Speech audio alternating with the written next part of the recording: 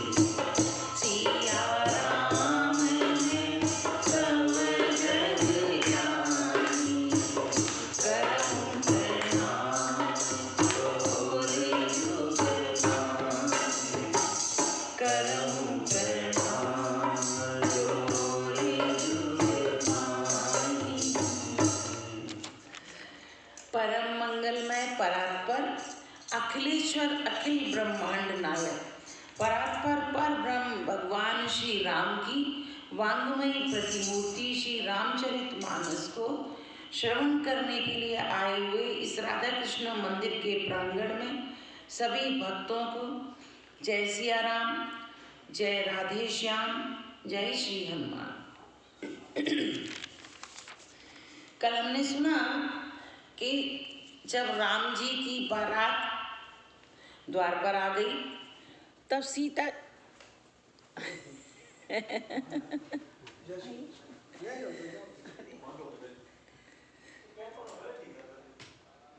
Hello, जब राम जी की बारात द्वार पर आ गई तो सीता जी की माता सुनैना आदि सब स्त्रियों ने परछन करके आरती की और राम जी को मंडप पे लेकर गए। राजा जनक जी ने वामदेव आदि ऋषियों की प्रसन्न मन से पूजा अर्चना की, चरण धोए और उन्होंने साक्षात फिर दशरथ जी की पूजा की, जिन्हें उन्होंने साक्षात महादेव के रूप में पूजा उनको। और सभी बारातियों का भी आदर सत्कार, जैसा दशरथ जी का आदर सत्कार किया वैसे ही उन्होंने सारे बारातियों का आदर सत्कार किया। कोई किसी में उन्होंने भेदभाव नहीं किया। ब्रह्मा, विष्णु, शिव, दिक्पाल और सूर्य श्री रघुनाथ जी का प्रभाव जानते हैं। वे सभी ब्राह्मणों का वेश धारण करके बारात का आनंद ले रहे हैं और एक एक चीज वहाँ पर देख रहे हैं। और सब जनक जी ने उन्हें देवता जानकर उनकी पूजा की, जबकि जनक जी जानते नहीं थे कि ये देवता हैं, परंतु उन्होंने देवता के समान, उनको कुछ ऐसा आभास हुआ कि उनकी जो उपासना की वो उन्होंने देवता के समान, देवता जानकर की। कोई किसी को आपस में जानता पहचानता नहीं है, कोई किसी को कोशिश भी नहीं कर रहा है कि हम इसको जानें या इसका परिचय लें या उसका परिचय लें। कोई किसी का परिचय नहीं ले रहा है, परंतु सभी अपनी सुध खोए हुए आनंद उठा रहे हैं। और श्री रामचंद्र जी को अंतर्यामी है, वे सबके मन की बात जानते हैं। उन्होंने देवताओं को पहचान लिया और मन ही मन, क्योंकि वे तो मंडप पर बैठे हुए थे, तो मन ही मन उन्होंने सबको यथा उचित प्रणाम किया और प्रणाम करके मानसिक रूप से उनको यथा उचित आसन दिए। और प्रभु का शील स्वभाव देखकर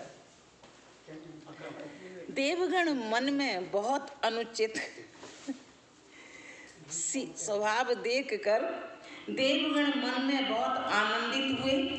तत्पश्चात सीता जी को भी सुंदर सखियां मंडप पर लेकर आईं और सभी ने उन्हें मन ही मन प्रणाम किया।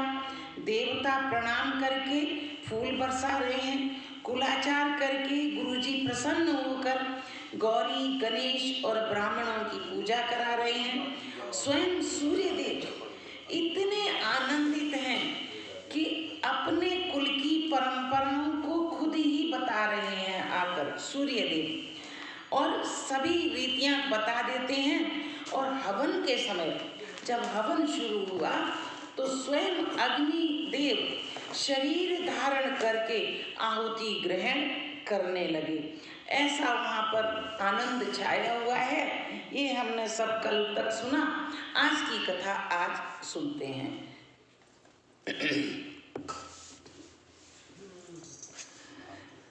जनक पाटी में सी जग जानी, सिया माधुरी जाई बखाई, सुजन सुकृत सुंदरी पाई, सब समिल गई सजी बनाई, साऊ जान मुनि वरन बुलाई, सुनत सुहासिन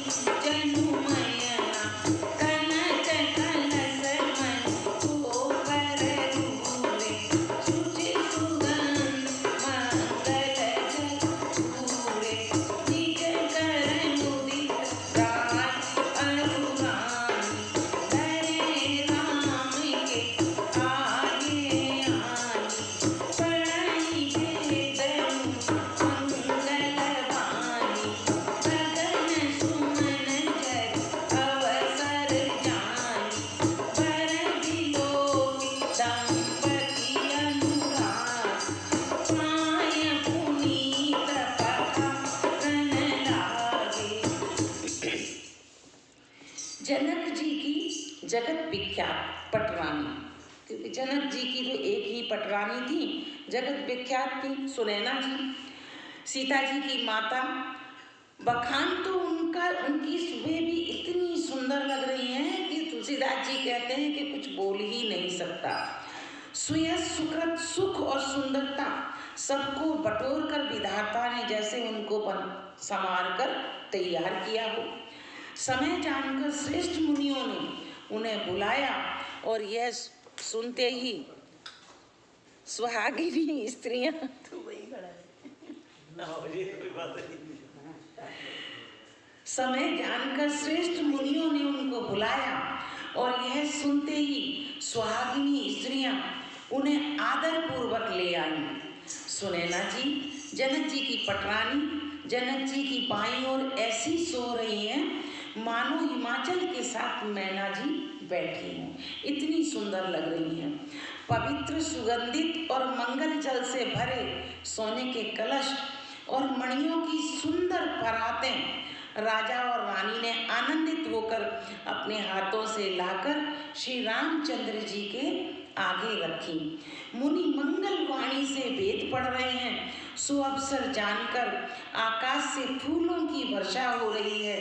दूल्हा को देखकर राजा रानी प्रेम मग्न हो गए और उनके पवित्र चरणों को पखारने लगे। लागे पखारने पाय पंकज प्रेम तन पुलकावे नव नगर गम निशान जय उमगी जन चौदिस जय तेरी पद सरोज मनोज हरि सर सदैव विराजनी वीर सकृत सुमिर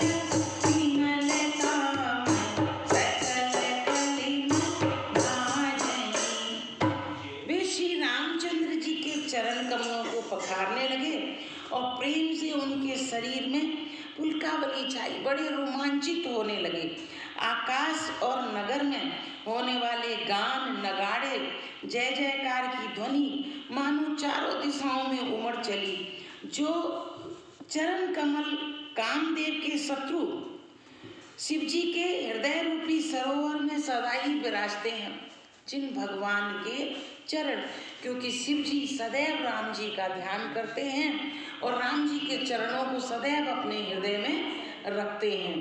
तो यहाँ तुलसीदास जी कहते हैं कि जैसे शिव जी के जो हृदय रूपी समुद्र है, सरोवर है, उसमें चरण भगवान के सदैव रहते हैं और वे जिनका एक बार भी स्मरण करने से मन में निर्मलता आ जाती है और शिव जी तो सदैव ही उनका ध्यान करते रहते हैं।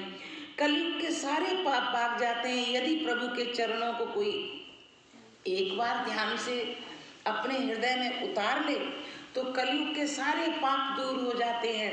शिव जी की तो ऐसी महिमा है, वे तो कभी भूलते ही नहीं। शिव जी तो हमेशा ही भगवान के चरणों का ध्यान करते रहते हैं। जे पर से मुनि बनी भाले गति गई पातक मई मकरंद जिने सांब सिर सुचिता अवधि सुर धर नहीं करी मधुकर मुनि जोगी जैसे ही अभिमत गति लय तेरे पद पखा रत भाग्य भाग जनक जय जय कहे। जिनका स्पर्श पाकर गौतम मुनि की स्त्री अहिल्या ने पापमयी थी जो परम गति पाई, जिनका चरण कमलों का मकरंद गंगा जी शिव जी के मस्तक पर विराजमान है। यहाँ चरणों का मकरंद क्यों बोला? क्योंकि गंगा जी जो निकली हैं वो भगवान विष्णु के चरण से ही निकली हैं, इसलिए गंगा जी का एक नाम विष्णुपति भी कहते हैं। और जो भगवान के चरण से निकलती हैं और शिव जी उनको अपने मस्तक पर धारण करते हैं। जिनको देवता पवित्रता की सीमा बताते हैं, मुनि और योगी जन अपने मन को भौरा बनाकर जिन चरण कमलों का सेवन करके मनोवांछित गति प्राप्त करते हैं, उन्हीं चरणों को भाग्य के पात्र मीन्स बड़भागी जनक जी आज धो रहे हैं। वे ये देखकर आकाश में जय जयकार और पृथ्वी पर भी जय जयकार हो रही है। बर कुंवरी करे तल जो विसारो सारी जो कुल कुल करे भयो पानी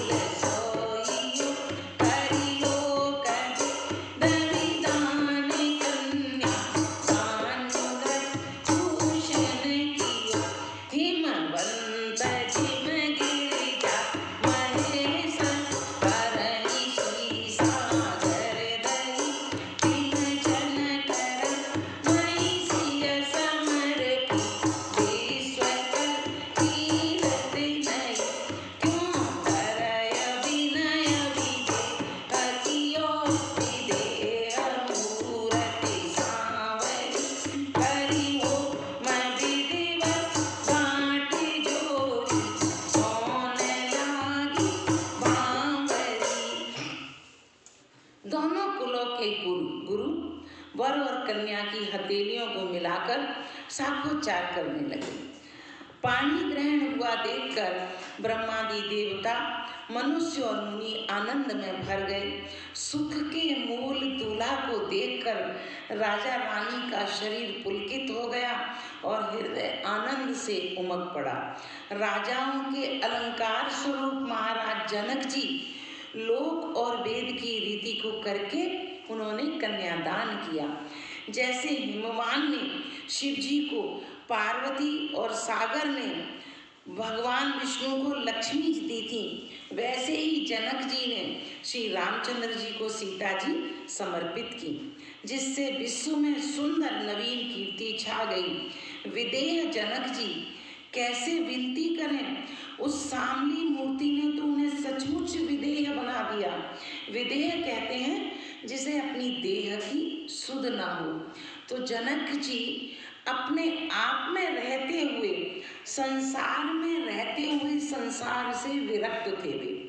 तो आज सचमुच भगवान राम की छवि को देखकर जनक जी अपने शरीर में नहीं है, विदेह सचमुच में आज विदेह हो गए और विधि पूर्वक हवन करके गठजोड़ी की गई और भावरें होने लगी। आज एक छोटा सा भजन बोल लेते हैं।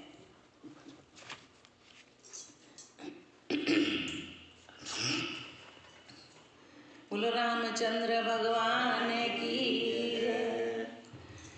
सिया रघुवर जी के संग परन लगी, अरे अरे परन लगी कांवरिया।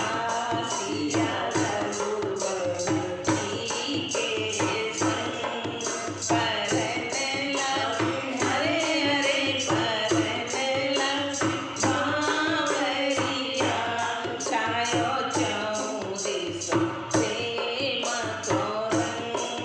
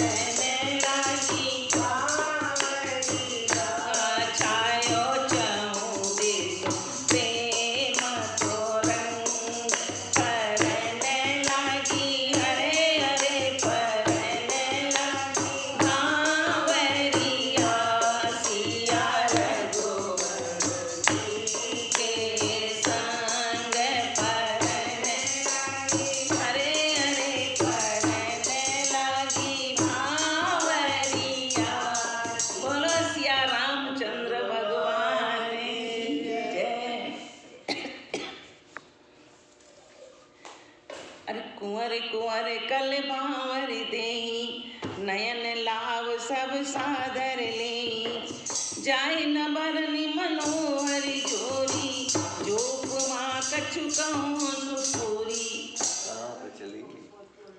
वर और कन्या सुंदर भावने देने लगे। सब लोग आदर पूर्वक उन्हें देखकर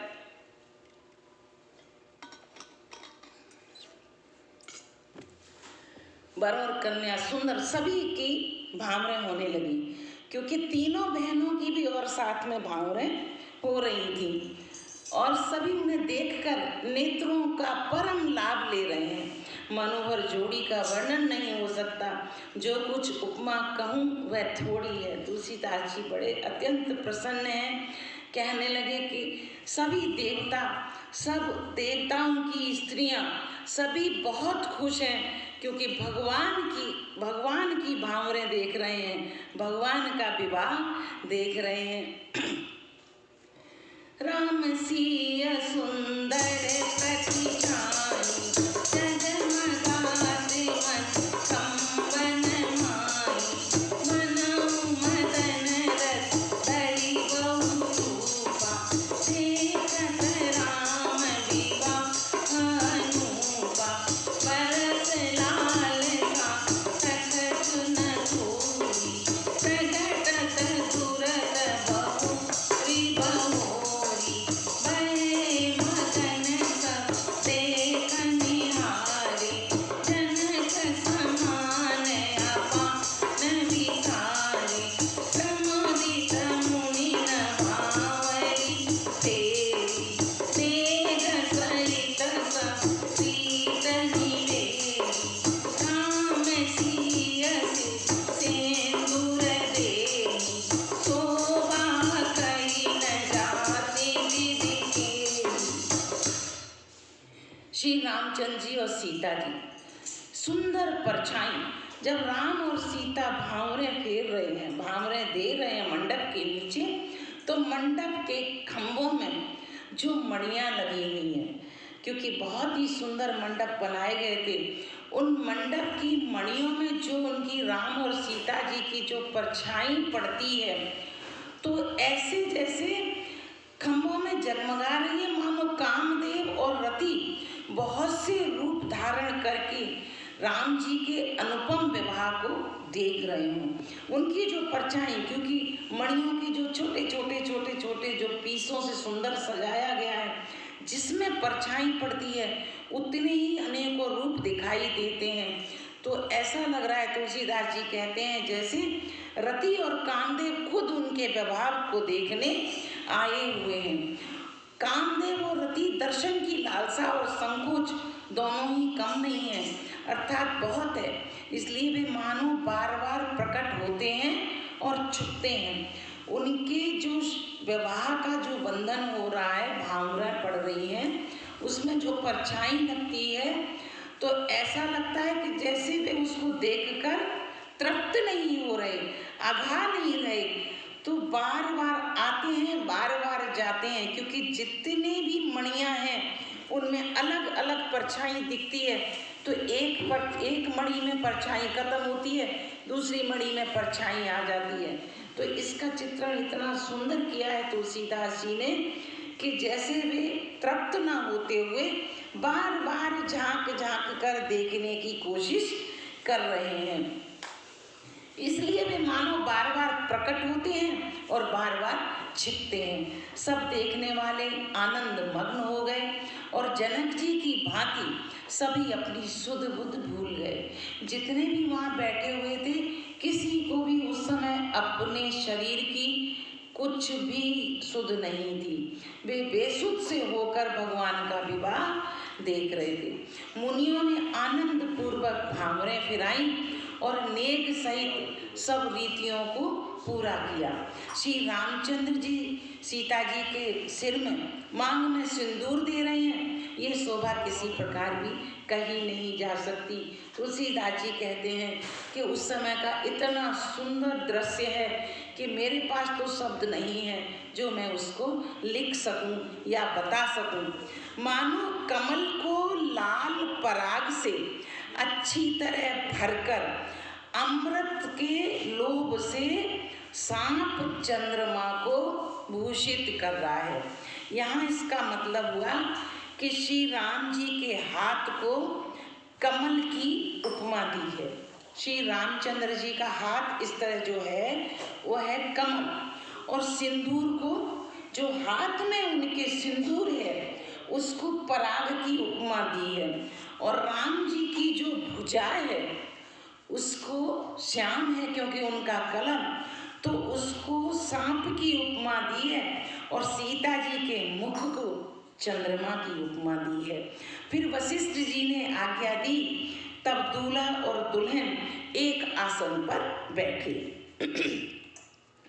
बैठे बरासन राम जानकी उदित मन, दशरथ भय कनकुल कपुनि देखि अपनी सुकृत सुरधर फल नहीं, बलि भुवन राम छाऊ राम विभावा कवली का, तेई भांति बिसरात रसना एक है मंगल महा। श्री रामचंद्र जी और जानकी जी श्रेष्ठ आसन पर बैठे। उन्हें देखकर दशरथ जी के मन में बहुत आनंद हुआ। जब उन्होंने दोनों को साथ बैठे हुए देखा, राम जी और सीता जी को, तो दशरथ जी के आनंद का ठिकाना ही नहीं है। अपने सुकृत रूपी कल्प वृक्ष में नए फल आए देखकर उनका शरीर बार बार पुलकित हो रहा है। सुकृत कहते हैं पुण्य को। तो दशरथ जी सोच रहे हैं कि पहले हम और हमारी रानियां थे, हमारा सुकृत हुआ कि हमारे 4 पुत्र हुए, और 4 पुत्रों के बाद आज पुत्र बधुएं आ गई, नए नए फल बढ़ते जा रहे हैं। जो हमारे परिवार की जो बेल है, जो वृक्ष है, उस पर नए नए फल आते देखकर राजा दशरथ जी को बहुत ही आनंद हो रहा है। 14 भवनों में उत्साह भर गया। सबने कहा कि श्री रामचंद्र जी का विवाह हो गया। जीव एक है और वह मंगल महान है, फिर भला वह वर्णन करके किस प्रकार समाप्त किया जा सकता है। तुलसीदास जी कहते हैं कि मेरे एक ही जीव है, मैं एक जीव से इतने बड़े महान भगवान के विवाह के वर्णन को करूं तो करूं कैसे।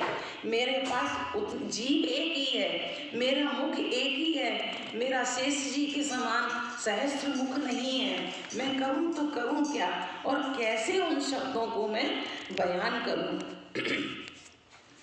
तब जनक पाई बसी तनयाए, ब्याह साजी समाधि के, मांडवी सुत कीरत उर्मिला, कुंवर लई हकारी के, बस केतु कन्या प्रथम जो, गुणशील सुत शोभा मयि, कमली तटी समेत करि सो, ब्याहि रथ भरि कहि दरि, जानकी रघुबरनी सकल सुंदर शिरोमणि, जानिके सोतन अधि ब्याहि लखन, सकल भीषण मानिके, जय नाम तीरथ सुलोचनि, सुमति सब गुण आगहि, सोदहि ऋतुसूदनहि, भूपति रूपहि उजागरि। तब वशिष्ठ जी की आज्ञा पाकर जनक जी ने विवाह का सामान सजाकर मांडवी जी, श्रुतकीर्ति और उर्मिला जी, इन तीनों राजकुमारियों को भी बुलवा लिया। कुशध्वज की बड़ी कन्या, क्योंकि मांडवी के भरत जी के जो ससुर थे वो कुशध्वज जी थे। कुशध्वज जनक जी के भाई थे। कुशध्वज जी की बड़ी कन्या मांडवी जी को, जो गुण, शील, सुख और शोभा की रूप थी, राजा जनक ने प्रेम पूर्वक सब रीतियां करके भरत जी को ब्याह दिया। जानकी जी की छोटी बहन उर्मिला जी को, जो सब सुंदरियों में शिरोमणि जानकर उस कन्या को सब प्रकार से सम्मान करके लक्ष्मण जी को ब्याह दिया, और जिनका नाम श्रुत कीर्ति है, जो सुंदर नेत्रों वाली, सुंदर मुख वाली, सब गुणों की खान, रूप तथा शील में उजागर हैं, उनको राजा ने शत्रुघ्न को ब्याह दिया। इस तरह जनक जी ने चारों कन्याओं का विवाह कर दिया। अनुरूप बड़े दुल्हन परसे लखि सकुचैया भरतहि सब मुदित सुंदर कासया सुमन सुकन भरतहि सुंदरी सुंदर भरन सहसा एक मंडप राजहि जनु जीवयो चारिउ अवस्था विगुण सहित विराजहि। दूल्हा और दुल्हन परस्पर अपने अपने अनुरूप जोड़ी को देखकर सकुचते हुए हृदय में हर्षित हो रही हैं, और सब लोग प्रसन्न होकर उनकी सुंदरता की सराहना करते हैं, और देवगण फूल बरसा रहे हैं। सब सुंदरी दुल्हनें सुंदर दूल्हों के साथ एक ही मंडप में ऐसे शोभा पा रही हैं, मानो जीव के हृदय में चारों अवस्थाएं, जीव के हृदय की चार अवस्थाएं होती हैं: जागृत, स्वप्न, सुषुप्ति और तुरीय। अपने चारों स्वामियों विश्व, तेजस, प्राज्ञ और ब्रह्म सहित विराजमान हूँ। जैसे थोड़ी सी 5 मिनट लेके व्याख्या करती हूँ आज मैं इसकी, कि जो चार अवस्थाएं होती हैं, जब तक मनुष्य जीवित रहता है तब तक उसकी चार अवस्थाओं में से एक न एक उसके साथ बनी रहती है। जब तक मनुष्य जीवित रहता है, जब तक उसकी सांसें चलती हैं, तो इन चार अवस्थाओं में से एक न एक उसके साथ बनी रहती है। इन्हें जागृत, स्वप्न, सुषुप्ति और तुर्या कहा गया है। चार अवस्थाएं होती हैं।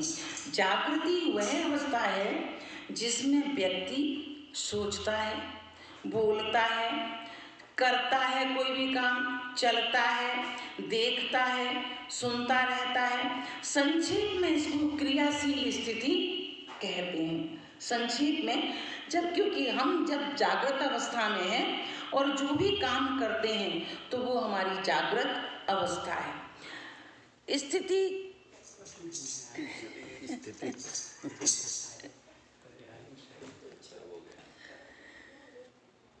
हेलो संक्षेप में इसको क्रियाशील स्थिति कहना चाहिए। विद्वता, बलिष्ठता, संपदा, ख्याति आदि कमाने का अवसर इसी स्थिति में मिलता है। मनुष्य चाहता है कि अधिक से अधिक इसी स्थिति में बना रहे। मनुष्य चाहता है कि इसी स्थिति में ज़्यादा से ज़्यादा वह टाइम बिताए। स्वप्न, जागृति के अतिरिक्त दूसरी स्थिति है स्वप्न, और स्वप्न नींद की स्थिति में ही देखे जाते हैं। जागृति के अनुभवों को सोता हुआ मनुष्य स्वप्न रूप में देखता है। जो वह दिन में सोचता है ना, दिन में जो काम करता है, सोचता है, जब स्वप्न आते हैं, जब नींद की अवस्था में चला जाता है, तब उन्हीं क्रियाकलापों को वह सोचता है। उसे स्वप्न अवस्था कहते हैं। वह गरीब, अमीर, संपन्न, विपन्न सभी के लिए विचित्र स्वादों वाला मनोरंजन है। वह सपनों पर किसी का जोर नहीं है। चाहे वो एक गरीब हो, वह भी देखता है कि मैं तो आज राजा बनाऊंगा। कुछ भी देख सकता है, किसी का जोर नहीं है। सुसुप्ति जागृति और निद्रा का सम्मिश्रण है। सुसुप्ति अवस्था जो होती है वो इंसान जागा भी है और सोया भी है, बीच की अवस्था है ये। सुसुप्ति में ही ऐसे विचार उठते हैं जिन्हें दार्शनिक या वैज्ञानिक कहा जाता है, क्योंकि अभी किसी वैज्ञानिक के पास अगर बैठो तो वह बैठा तुम्हारे पास है, पर उसका दिमाग हमेशा अपनी किसी न किसी क्रिया पे चल रहा होता है कि मुझे क्या एक्सपेरिमेंट करना चाहिए, क्या नहीं करना चाहिए, तो उसको सुसुप्ति अवस्था बोलते हैं। इस स्थिति में अविकारों की सोच सूझती है, कभी कल्पनाएं इसी स्थिति में करता है, एवं साहित्यिक निर्धारण भी इसी में होता है। जो लोग कविताएं लिखते हैं या गद्य लिखते हैं या पद्य लिखते हैं, वह भी सब इसी स्थिति में है कि वो बैठा लोगों के बीच में है, परंतु कार्य उसका दिमाग कहीं दूसरी जगह कर रहा है। उस स्थिति में प्रकट होती है प्रेरणाप्रद सत्संग। इसी स्थिति में बन जाता है, किसी के अंदर भाव उठे और प्रेरणाप्रद सत्संग किसी ने बोल दिया, वह भी इसी भाव का एक अंश है। शास्त्रों का लेखन भी इसी आवेश में होता है। तुर्या, चौथी स्थिति है तुर्या। चतुर्थ एवं अंतिम स्थिति है, उसमें जीवात्मा परमात्मा के आवेश में भर जाता है। इसी स्थिति में पहुंचा हुआ व्यक्ति नर से नारायण बन जाता है, पुरुष से पुरुषोत्तम बन जाता है, आत्मा से परमात्मा बन जाता है, भक्त से भगवान बन जाता है, क्षुद्र से महान बन जाता है, और इसे ईश्वर कहते हैं। और ईश्वर के साक्षात्कार की यही स्थिति है। यह स्थिति विरले ही लोगों की होती है। तो वे चारों भाई ऐसे लग रहा है कि इन चार अवस्थाओं में बैठे हुए हैं। और मतलब ये चार अवस्थाएं जो बताई, ये हैं लड़कियों की, सीता जी, श्रुतकीर्ति, मांडवी और कौन सी उर्मिला। इन चारों की ये स्थिति है। अब ये चारों मंडप के अंदर इन स्थितियों में बैठी हुई ऐसे लग रही हैं कि जैसे अपने चारों स्वामियों विश्व, तेजस, प्राज्ञ और ब्रह्म सहित विराजमान है। तो विश्व कहते हैं ब्रह्मांड को। अब ब्रह्मांड तो हो गए राम जी। तेज ऐसा उग्र प्रबल या विकट जिसे सहना कठिन हो, जिसकी गति बहुत अधिक वेग हो, शीघ्रगामी जिसकी चाल बहुत तेज हो, तो वह लक्ष्मण जी का रूप आ गया यहाँ पर। प्राज्ञ, चतुर एवं बुद्धिमान विद्वान पंडित, ये भरत जी का रूप आ गया। और सच्चित आनंद स्वरूप, ये शत्रुघ्न और राम जी का मिला जुला रूप है, ऐसा बताया है। तो इन ऐसे लग रहा है कि जैसे चारों कन्याएं और चारों दामाद जी उनके जो हैं जनक जी के, जागृत, स्वप्न, सुसुप्ति और तुरीय विश्व, तेजस, प्राज्ञ और ब्रह्म के साथ विराजित हैं। आज की कथा को यहीं स्थगित करती हूँ। कल की कथा में आगे और बढ़ेंगे। सीता राम राधे श्याम।